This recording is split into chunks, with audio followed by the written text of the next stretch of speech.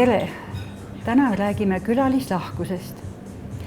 Enamus inimesi mõistavad külalislahkuse all peamiselt võõrustajapoolset käitumist. Külalist võetakse lahkelt vastu, talle pakutakse head toitu, tema eest hoolitsetakse.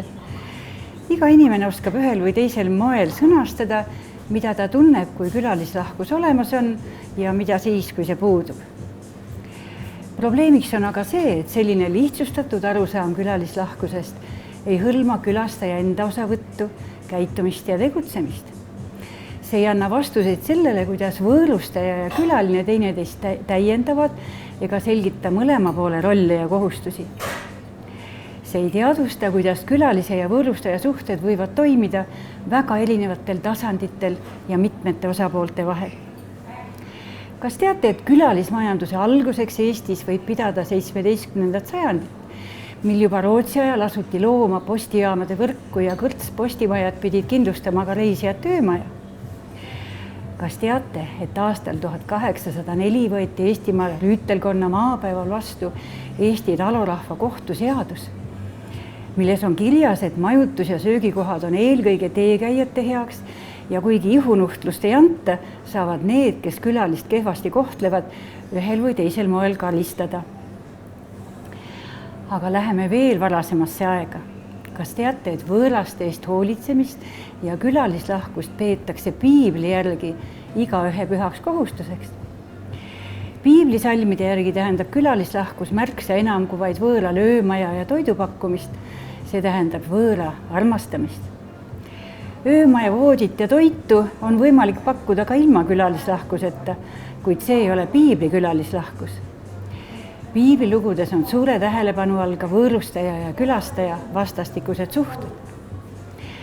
Kas teate, et külalislahkust on uurinud ja külalislahkusest on palju kirjutanud maailmakuulsad filosoofid, näiteks Immanuel Kant, kelle ideeks oli inimeste õigus universaalsele külalislahkusele. Kanti jaoks tähendas külalislahkus eelkõige võõra õigust külalislahkele kohtlemisele võõral maal, kuid ta piiras oma külalislahkuse ideed võõramaalase õigusega külastada, kuid mitte elama asuda teise liiki. Riik võib keelduda võõramaalase vastuvõtmisest, kuid ka sel juhul tuleb teda kohelda külalislahkelt, mitte vaenlasena.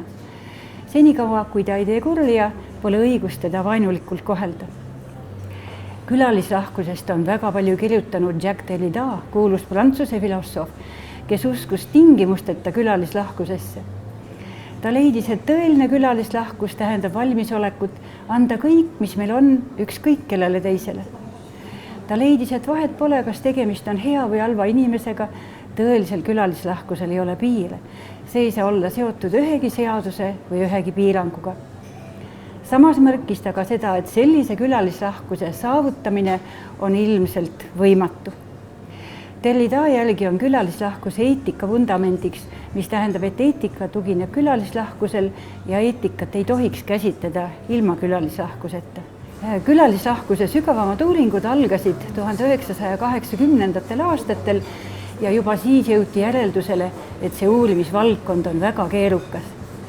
Külalislahkuse uurimisele võib läheneda kolmel moel: loodusteaduslik ja psühholoogiline lähenemine, külalismajanduse juhtimisega seotud lähenemine ja laiemad sotsiaalteaduslikud käsitlused.